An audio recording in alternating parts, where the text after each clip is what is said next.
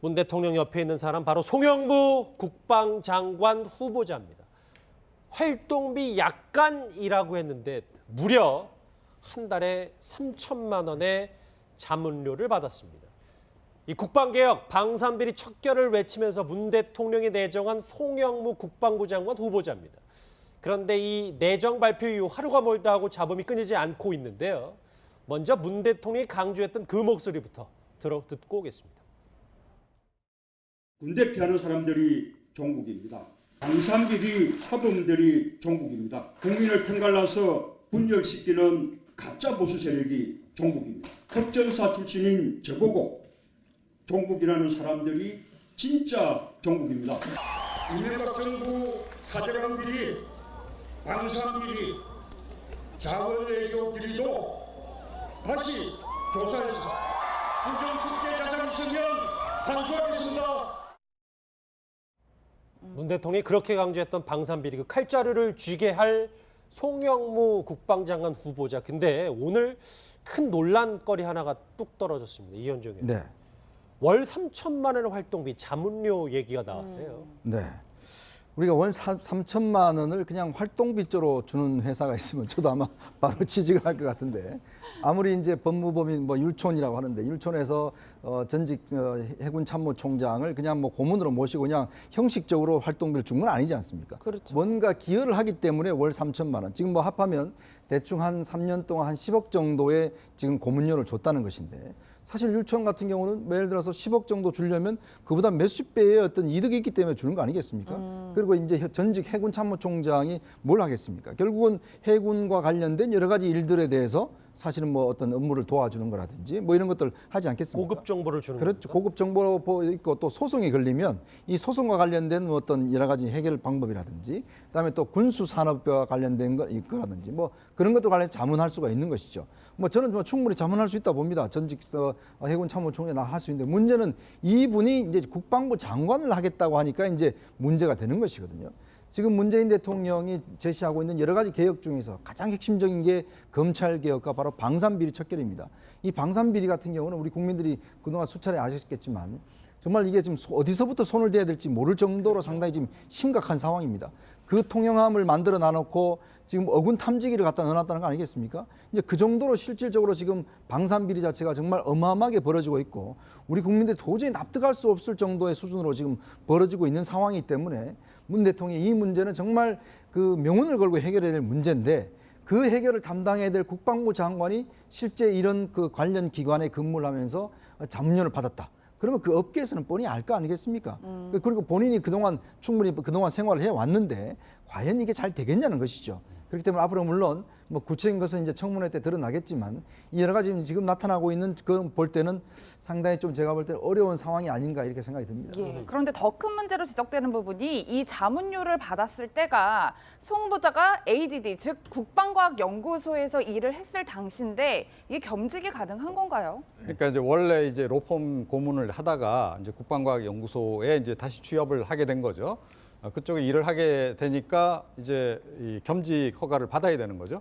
그 과정에서 이제 이제 설명을 하면서 약간의 활동비 정도만 그 로펌에서 받고 있다라고 이제 설명을 했는데, 그 약간의 활동비가 지금 이제 알려진 바와 같이 한 달에 이제 3천만 원 받은 게 약간의 이제 활동비인 것으로 이제 저렇게 드러난. 이제 소명을 하고 겸직을 한 거 아니에요? 예, 이제 그런 상황인데, 그러니까 이게 바로 관피하거든요. 그러니까 지금 관피아가 뭡니까? 그러니까 전직 고위 관료들이 본인이 하고 했던 그런 그 직업 활동과 연관지어서 뭐 로펌이라든가 기업에 들어가서 일종의 로비 활동을 도와주는 것, 그거를 우리가 관피아라고 얘기를 하지 않습니까? 대표적인 관피아 활동을 지금 한 거예요. 자, 관피아 활동 할 수 있습니다. 뭐 우리나라 지금 법적으로 이게 허락이 돼 있고, 지금 우리나라에서 사실상 로비 활동들은 지금 거의 로펌들이 다 하고 있기 때문에 뭐 이런 식으로 전직 고위 관료들이 로펌에 들어가 있는 사람이 한둘이 아니에요. 그러니까 관피아라는 건 전관예우 말씀하시는 그렇죠. 거죠? 전관예우까지 포함해서 한 거죠. 자, 그래서 이 사례가 예외적인 사례는 아니에요. 그런데 그럼에도 불구하고 사실은 이렇게 활동하던 사람들이 그러면 다시 정부의 고위 관료로 가는 게 맞느냐.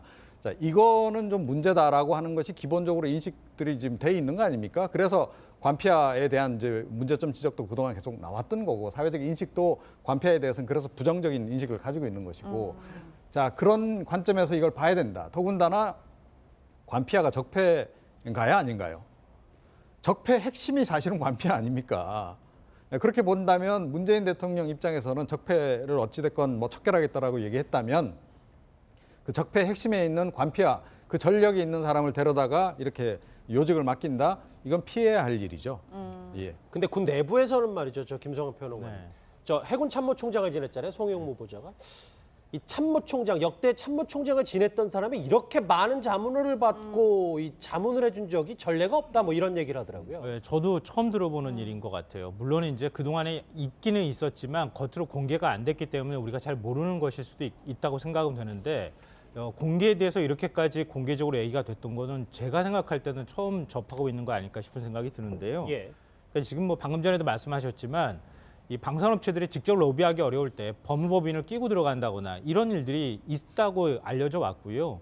또 방산업체들이 이 군 장성들을 실제로 직접 옛날에는 취업을 시키는 경우가 있었는데 지금은 곧바로 취업이 어렵게 돼 있잖아요.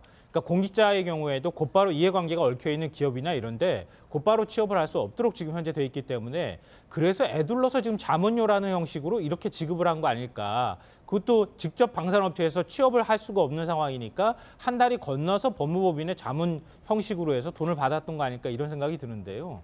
저는 왜 이게 청와대 인사검증할 때 이게 걸려 나오지 않았는지 도저히 이해가 안 돼요. 이렇게 많은 금액이 오고 갔는데도 불구하고 청와대가 인사검증에서 이걸 못 걸러냈다고 하면은 청와대 인사검증 시스템에 굉장히 심각한 문제가 이것도 있는 검증 것이다. 문제다.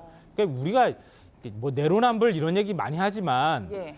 그 안대희 전 대법관이 총리 후보자로 지명됐을 때 그때 정관예우 받았다고 그래서 10개월 동안 한 27억 원 받았다고 그래서 결국 낙마했잖아요. 물론 액수가 그때는 굉장히 컸던 측면도 있지만 정관예우라고 하는 관점으로 바라보면 이것 또한 정관예우에서 크게 저는 벗어나지 않는다고 봐요. 알겠습니다. 그러니까 이런 사람이 어떻게 국방 뭐 지금 방위비리나 이런 것들을 척결할 수 있는 자격이 있는지 좀 의문입니다. 잠시만요. 일단 송영무 후보자 측의 해명도 좀 들어봐야 되니까 먼저 듣고 오겠습니다. 이제 월 3천만 원의 자문료에 대해서 여러 가지 활동비 의혹에 대해 송영무 후보자 측 이렇게 해명했습니다. 들어보시죠. 율천에서는 고문으로 활동 시 연봉 1억 5천만 원 내외. 지금 말씀드린 거는 거의 틀림이 없다. 예. 이종훈 박사님 뭐 예. 덧붙여 주시죠. 근데 조금 전에 지적하신 그 포인트가 굉장히 중요한 지점이에요. 뭐냐 하면 굉장히 이례적으로 이 해군 출신을 갖다가 이 지금 고문을 시켰다는 거 아닙니까? 그러면 분명히 거기엔 뭐가 있다. 그 배경에는. 그러니까 해군 관련한 무슨 방산 비리와 관련해서 뭔가 이렇게 좀 재판 소송 중인 건이 있었거나 아니면 해군 관련한 뭔가 로비 건이 있었거나 그 두 가지 이 가운데 하나일 가능성이 굉장히 높다. 그래서 이번에 드러난 이 금액 이게 중요한 게 아니고 왜 그 로펌이 그 시점에 이분을 모셔서 그렇게 거액을 들어가면서 활동을 시켰을까 아하. 하는 부분도 제가 보기에는 하루 이틀 지나면 아마 언론이 다 이제 검증을 해서 이제 그 팩트 체크가 될 것 같긴 한데요. 그 부분도 함께 우리가 봐야 이번 사안을 좀 더 정확하게 알 수 있을 것이다 이렇게 생각합니다. 예. 최 변호사님뿐만 아니라 저는 좀 근무 형태도 궁금을 한데 비상근이 아니라 상임고문 형태였다는 거예요. 겸직에 있어서 법적으로 문제가 되는 건 아닌가요? 그렇습니다. 이게 언제였는지는 좀 체크를 해봐야 되겠습니다. 기본적으로 현재 공직자윤리법 같은 경우에는 차관급 이상일 경우에는 본인이 퇴임하고 나서 2년간 유관기관에 지금 취직을 못합니다. 예컨대 서울고등법원 부장판사 같은 경우에는 차관급인데 나오면은 100억 이상 되는 로펌에 2년 동안 취직을 못합니다. 그래서 로펌 가고 싶어도 가지를 못하도록 그렇게 했습니다. 그게 이른바 정관예우금지법인데 그렇죠. 지금 바로 이것이 과연 이른바 정관예우금지법에 걸리지 않는 것인가에 대해서 지금 그 명확한 해명이 있어야 될 것 같은데요. 제가 보면서 좀 황당했던 것은 뭐냐면은 이분이 그 해명을 하면서 일주일에 2일 그리고 14시간을 근무를 했고 그동안 뭐 했냐 했더니만 율촌에 있는 소속 변호사님들한테 이 그 방산과 관련되는 개념과 용어를 설명해 주는 강의를 했다. 이렇게 했다는 것을 제가 언론에 봤습니다. 그걸 해주면서 월 3천만 원을 받았다. 이틀에 지금 보면은 그 14시간에 3천이라고 하면은 일주일 7일 근무를 했다고 하면은 한 달에 연봉이 딱 1억이 됩니다. 그렇게 되면은 그대로 한다고 하면은 연봉 12억이나 다름없는 것이죠. 거기다가 지금 그 의혹이 또 뭐냐면 연봉 1억 5천이라고 얘기한다고 하면은 3천만 원이 3억 6천인데 4억 가까이 되는데 연봉 이외의 활동비를 또 받느냐. 지금 그 줄줄이 나오는 것이 줄줄이 사탕입니다. 이 부분에 대해서 과연 지금 그 통과를 할 수 있을지에 대해서는 청와대가 굉장히 냉정히 판단해야 된다고 생각합니다. 송영 후보자의 해명처럼 단순히 배경지시만 알려줬는데 월 3천만 원 준 게 말이 안 된다 이 말씀이시죠? 도저히 상상 제가 가서 300만 원 받고 해드리겠습니다. 글쎄요, 갑자기 본인 광고를 하시네요. 다시 좀 정신 차리고 좀 다시 집중을 해볼게요. 왜냐하면 이 송영무 후보자의 비리를 폭로한 자유한국당 김학용 의원이 오늘 또 의미심장한 말 한마디를 했습니다. 무슨 얘기인지 들어보시죠. 청와대의 지명 철회를 강력히 요구하고 또 그 이전에 총 후보자 스스로 사퇴할 것을 요청하고 만약에 총 후보자가 사퇴하지 않으면은 이제는 또 다른 측면까지도 제가 건드리지 않을 수 없다는 것을 사전에 분명히 밝혀드립니다. 그런 일이 없도록 가까운 시일 내에 현명한 판단을 내려주시기를 부탁합니다. 김학용 의원은 이제 송영무 후보자에 관해서 많은 정보를, 그러니까 지금 밝혀지지 않은 게 또 있다, 약간 이런 무서운 말들을 하고 있는데 예. 알겠습니다. 저희가 이제 의혹들은 어느 정도 사실관계를 조금 해봤다면 이현정 의원. 네.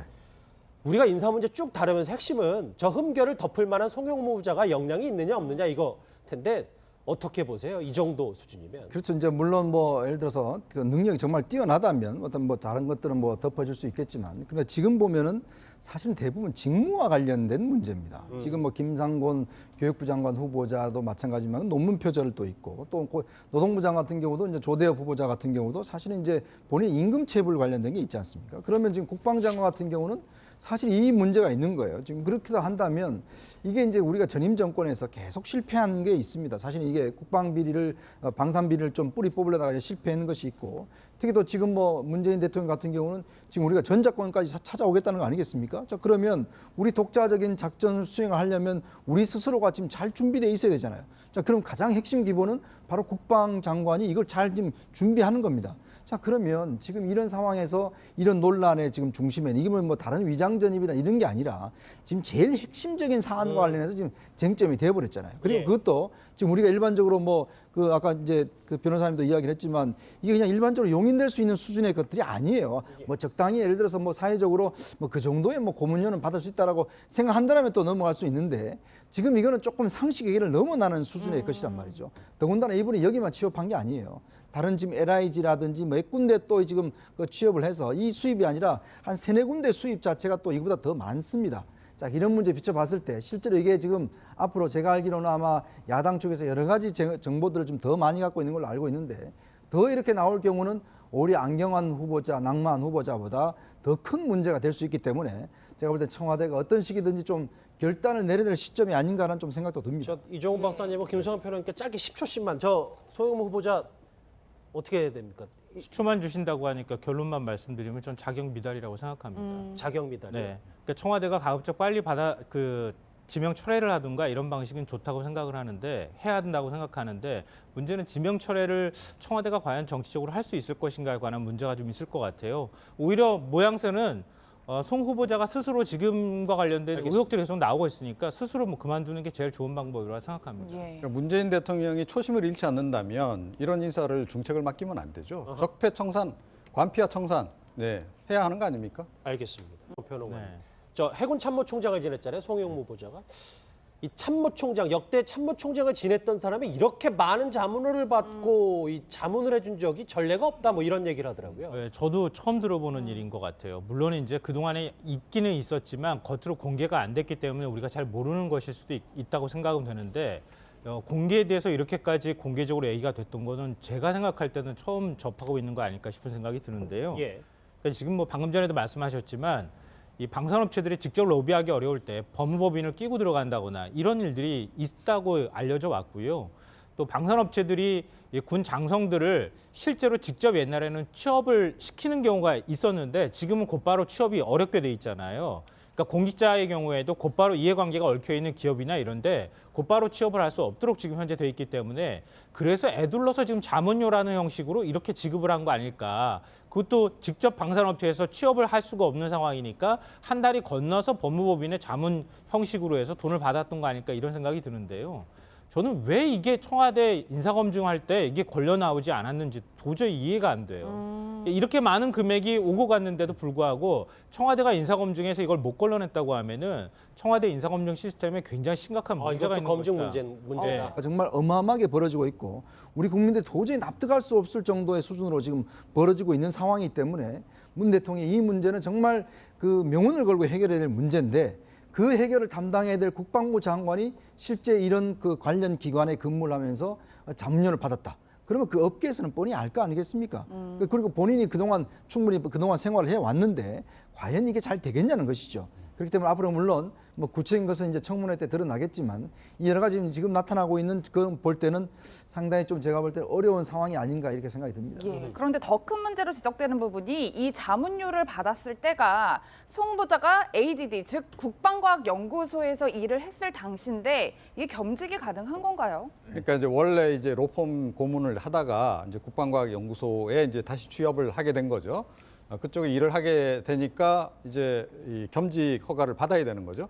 그 과정에서 이제 이제 설명을 하면서 약간의 활동비 정도만 그 로펌에서 받고 있다라고 이제 설명을 했는데 그 약간의 활동비가 지금 이제 알려진 바와 같이 한 달에 이제 3천만 원 받은 게 약간의 이제 활동비인 것으로 이제 저렇게 드러난. 이제 소명을 하고 겸직을 하는 거 아니에요? 예, 이제 그런 상황인데, 그러니까 이게 바로 관피하거든요. 그러니까 지금 관피하가 뭡니까? 그러니까 전직 고위 관료들이 본인이 하고 했던 그런 그 직업 활동과 연관지어서 뭐 로펌이라든가 기업에 들어가서 일종의 로비 활동을 도와주는 것, 그거를 우리가 관피하라고 얘기를 하지 않습니까? 대표적인 관피하 활동을 지금 한 거예요. 자, 관피하 활동 할 수 있습니다. 뭐 우리나라 지금 법적으로 이게 허락이 돼 있고 지금 우리나라에서 사실상 로비 활동들은 지금 거의 로펌들이 다 하고 있기 때문에 뭐 이런 식으로 전직 고위 관료들이 로펌에 들어가 있는 사람이 한둘이 아니에요. 그러니까 관피하라는 건 전관예우 말씀하시는 그렇죠. 거죠? 전관예우까지 포함해서 한 거죠. 자, 그래서 이 사례가 예외적인 사례는 아니에요. 그런데 그럼에도 불구하고 사실은 이렇게 활동하던 사람들이 그러면 다시 정부의 고위 관료로 가는 게 맞느냐. 자, 이거는 좀 문제다라고 하는 것이 기본적으로 인식들이 지금 돼 있는 거 아닙니까? 그래서 관피하에 대한 이제 문제점 지적도 그동안 계속 나왔던 거고, 사회적 인식도 관피하에 대해서는 그래서 부정적인 인식을 가지고 있는 것이고, 자, 그런 관점에서 이걸 봐야 된다. 더군다나 관피하가 적폐인가요, 아닌가요? 적폐 핵심이 사실은 관피하 아닙니까? 그렇게 본다면 문재인 대통령 입장에서는 적폐를 어찌됐건 뭐 척결하겠다라고 얘기했다면 그 적폐 핵심에 있는 관피하, 그 전력이 있는 사람을 데려다가 이렇게 요직을 맡긴다? 이건 피해야 할 일이죠. 예. 근데 군 내부에서는 말이죠. 저 김성 문 대통령 옆에 있는 사람 바로 송영무 국방장관 후보자입니다. 활동비 약간이라고 했는데 무려 한 달에 3천만 원의 자문료를 받았습니다. 이 국방개혁 방산비리 척결을 외치면서 문 대통령이 내정한 송영무 국방부 장관 후보자입니다. 그런데 이 내정 발표 이후 하루가 멀다 하고 잡음이 끊이지 않고 있는데요. 먼저 문 대통령이 강조했던 그 목소리부터 듣고 오겠습니다. 군대 피하는 사람들이 종국입니다. 방산비리 사범들이 종국입니다. 국민을 편갈라서 분열시키는 가짜 보수 세력이 종국입니다. 법전사 출신인 저보고 종국이라는 사람들이 진짜 종국입니다. 이명박 정부 사대강비리, 방산비리, 자원외교 비리도 다시 조사해서 국정축제 자산 있으면 반수하겠습니다. 문 대통령이 그렇게 강조했던 방산비리 그 칼자루를 쥐게 할 송영무 국방장관 후보자. 근데 오늘 큰 논란거리 하나가 뚝 떨어졌습니다. 이현정 의원. 네. 월 3천만 원의 활동비 자문료 얘기가 나왔어요. 네. 우리가 월 3천만 원을 그냥 활동비조로 주는 회사가 있으면 저도 아마 바로 취직을 할 것 같은데, 아무리 이제 법무법인 뭐 율촌이라고 하는데 율촌에서 전직 해군 참모총장을 그냥 뭐 고문으로 모시고 그냥 형식적으로 활동비를 준 건 아니지 않습니까? 그렇죠. 뭔가 기여를 하기 때문에 월 3천만 원. 지금 뭐 합하면 대충 한 3년 동안 한 10억 정도의 지금 고문료를 줬다는 것인데, 사실 율촌 같은 경우는 예를 들어서 10억 정도 주려면 그보다 몇십 배의 어떤 이득이 있기 때문에 주는 거 아니겠습니까? 그리고 이제 전직 해군 참모총장이 뭘 하겠습니까? 결국은 해군과 관련된 여러 가지 일들에 대해서 사실은 뭐 어떤 업무를 도와주는 거라든지 뭐 이런 것들 하지 않겠습니까? 고급 정보를 주는 그렇죠. 겁니까? 고급 정보 있고 또 소송이 걸리면 이 소송과 관련된 어떤 여러 가지 해결 방법이라든지 그다음에 또 군수 산업과 관련된 거 있거라든지 뭐 그런 것도 관련해서 자문할 수가 있는 것이죠. 뭐 저는 뭐 충분히 자문할 수 있다 봅니다. 전직 해군 참모총장이 할 수 있는데 문제는 이분이 이제 국방부 장관을 하겠다고 하니까 이제 문제가 되는 것이거든요. 지금 문재인 대통령이 제시하고 있는 여러 가지 개혁 중에서 가장 핵심적인 게 검찰 개혁과 바로 방산비리 척결입니다. 이 방산비리 같은 경우는 우리 국민들이 그동안 수차례 아셨겠지만 정말 이게 지금 어디서부터 손을 대야 될지 모를 정도로 상당히 지금 심각한 상황입니다. 그 통영함을 만들어 놔놓고 지금 어군 탐지기를 갖다 넣어놨다는 거 아니겠습니까? 이제 그 정도로 실질적으로 지금 방산비리 자체가